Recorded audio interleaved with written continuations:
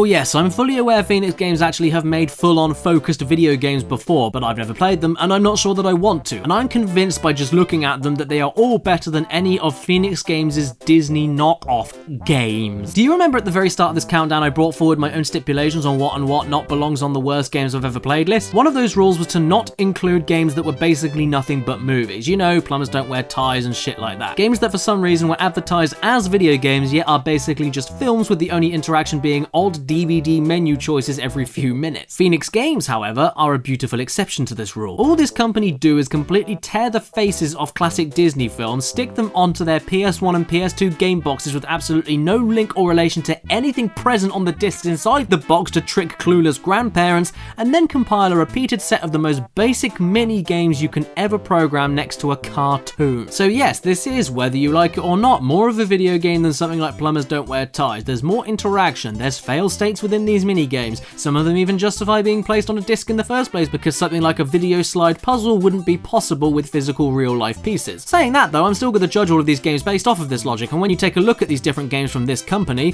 whether a PS2 or PS1 game or even Wii, they're all exactly the damn same. And not only are they exactly the damn same despite the system or title of the game, but also somehow, in some way, amazingly enough, don't work properly. They barely function. If the controls aren't too sensitive or don't respond to your own action button presses, then you won't be able to even see what you're supposed to do from the clashing pictures and terrible compressed JPEG qualities. And so you sit there in your chair wondering, oh well, I only spent actual real life currency on my 5th identical carbon copy game with slightly different JPEG images from a shop that was actually licensed by Sony. What else do these games have to stand out from each other? And the answer is some of the most god-awful, atrocious, and embarrassing cartoons you will ever see.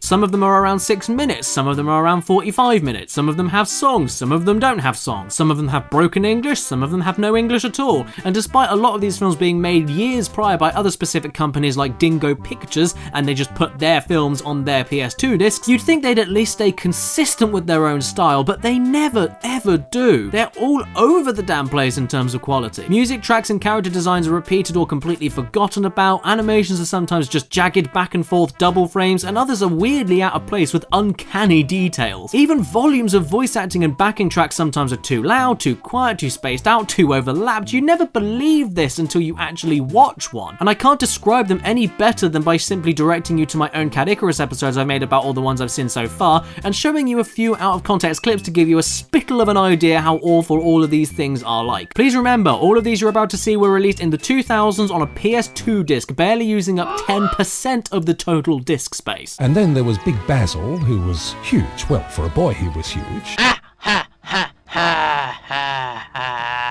Okay, girls and boys. Do you by any chance know what's happened with my tie? No, I don't. Maybe it's in a drawer. That's not true. You're just mad because I can shoot a ball threaded. No, you can't. I can. No. Yes. No. I don't want to hear every word. Sleep. Shame on you, young Pinocchio, not allowed to mock your daddy-o. You've left your shadow in Tinkerbell outside the window. We'll come up with something. I just have.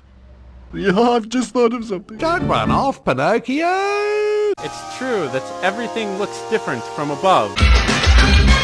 I needed to take a pee, and I didn't quite make it to the courtyard. Hello, brother! They're led by Captain Hook, who likes settling accounts. That's supposed to be a secret code.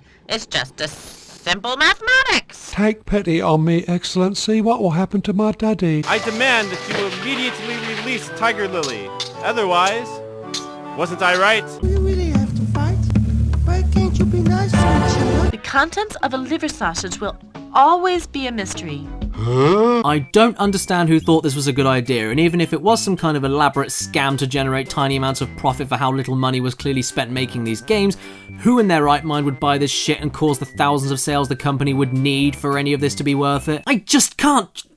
I want to. I want to punch the.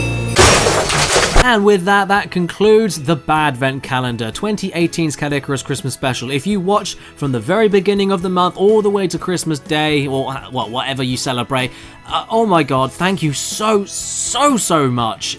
It's unbelievable. I actually cannot believe that you tuned in and were excited to see what could possibly come up next and what could be worse every single day.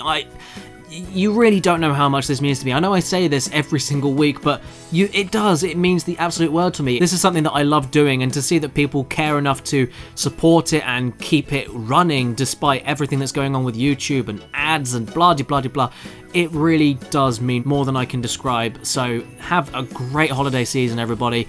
I'll be back in January, don't worry, not going to be gone for too much longer, not going to be taking a month off or anything like that. And I'd also like to spend the end of this video thanking every single one of my gorgeous, amazing Patreon supporters who have helped make this video series possible, including the top tier Patreon supporters for December: Omar Matu, Basil, Carl Hakkinen, Gamerman, I Have a Portal Gun, Exopaz, Matthew Hubble, Mills Kahai, Brandon, Kirsten B, Cyberpunk Symphony, Nicole Ganara, Nathan Young, Victor Patrick Bauer, Robert Alamsha, Jezebel, Daniel Leon, Braden Kenny, Jake Delahaye 2008, Mitchell Reed, Adi Thornton Smith, and Maximilian Ely. And yeah, I will see you all in 2019. I don't really know what else to say.